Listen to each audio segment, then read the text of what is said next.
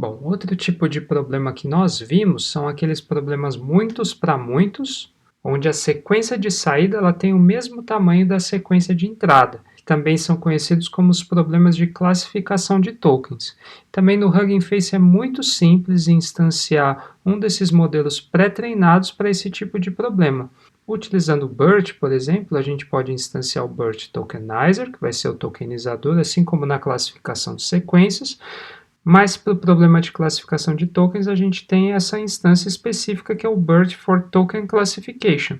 Daí, então, a instanciação é muito semelhante com o que nós vimos anteriormente, certo? A gente instancia, então, um modelo pré-treinado com uma das versões do BERT. Aqui no exemplo que está sendo demonstrado é a versão base, da forma capitalizada, ou seja, com todas as letras da sequência em letra minúscula, tá? E o model, ao invés da gente chamar aqui o BERT for Sequence Classification, a gente chama for Token Classification. Daí, então, a gente pode fazer o mesmo procedimento para tokenizar um texto, para definir os rótulos, certo? Ou seja, para cada token, então, eu vou ter agora um rótulo, né, uma classe. Para obter os resultados, eu chamo o modelo, passando então as sequências tokenizadas e as classes que são esperadas de saída. Como resultado, então, eu vou obter o erro, assim como também eu vou obter a probabilidade de cada token assumir uma das classes. Vocês podem ler mais sobre o modelo aqui nesse link.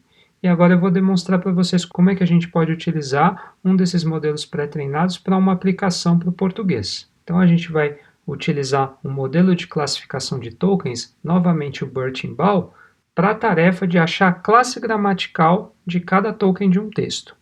Ou seja, dado um texto, é achar quais palavras daquele texto são substantivos, verbos, preposições, advérbios e assim por diante. Então é um problema que cada palavra, ou seja, cada token do meu texto, vai precisar de uma classificação. Então a gente vai utilizar o corpus MacMorpho, que é um dos maiores corpos para esse problema para o português brasileiro. Está aqui a descrição dele, certo? Contendo a bibliografia e também, caso vocês queiram fazer o download do corpus.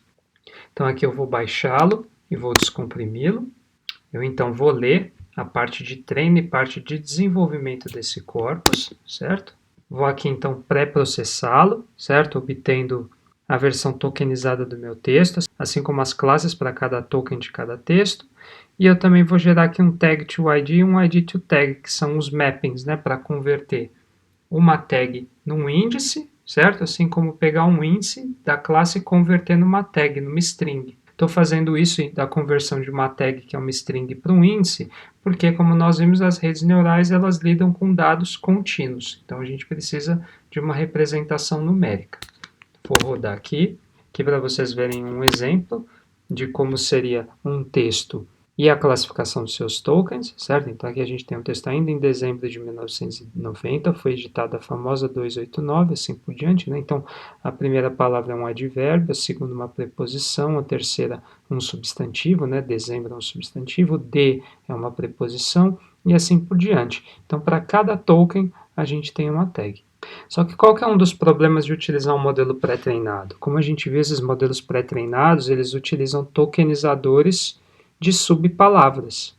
Então a questão é que o nosso texto de entrada ele vai ser quebrado em subpalavras. Só que o que acontece é que a gente tem uma tag só para cada palavra, né? Então a gente vai acabar não tendo uma sequência de subpalavras com o mesmo tamanho da nossa sequência de tags. Então aqui eu propus um algoritmo para a gente fazer esse alinhamento, tá? Uma forma da gente gerar o nosso dado de treinamento. Depois vocês podem estudá-lo com calma. Eu vou rodá-lo aqui. Aqui, então, ele gerou 29.418 textos de treinamento, certo? Cada texto com os seus tokens classificados, e de desenvolvimento, 1.573 textos. Esses vão ser os textos que nós vamos utilizar. Então, a gente vai começar aqui importando nossas dependências, muito semelhante ao que nós fizemos no vídeo passado, com exceção que aqui a gente vai chamar o Auto-Tokenizer, como nós chamamos, mas para o modelo do BERT-INBAL, a gente vai utilizar o Auto-Model for Token Classification.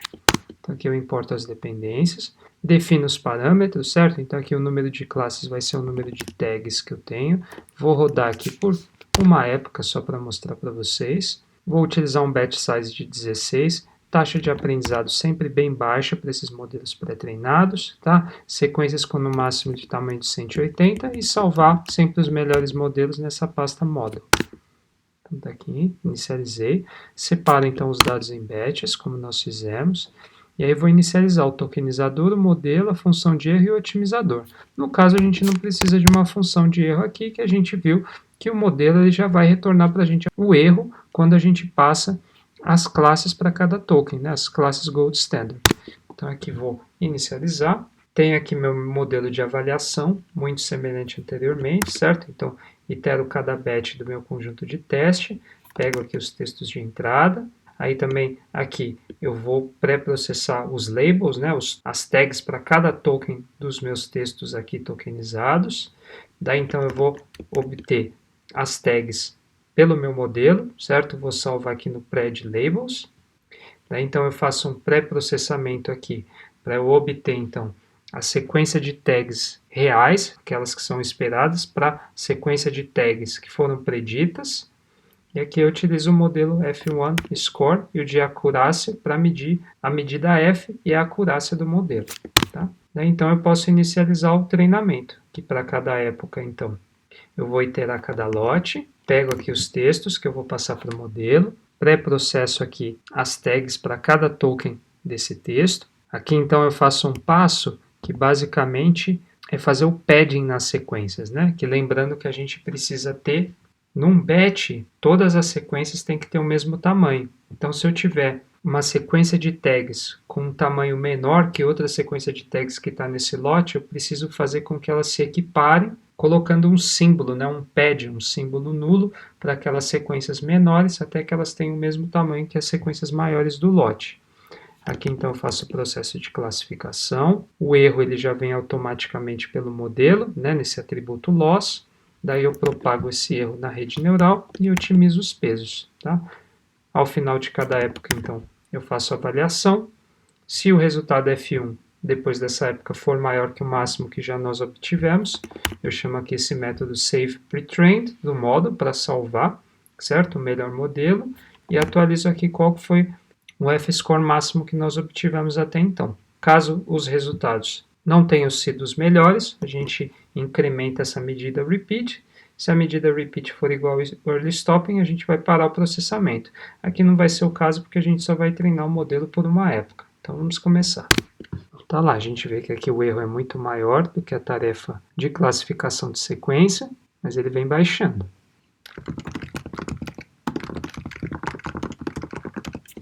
Tá aqui então, vocês veem que depois de 16% do conjunto de treinamento, o erro caiu de 2,94 para já 0,88. Aqui então, olha só, o erro continua caindo, certo? Já chega a 0,44. Estamos quase na metade do treinamento, na primeira época.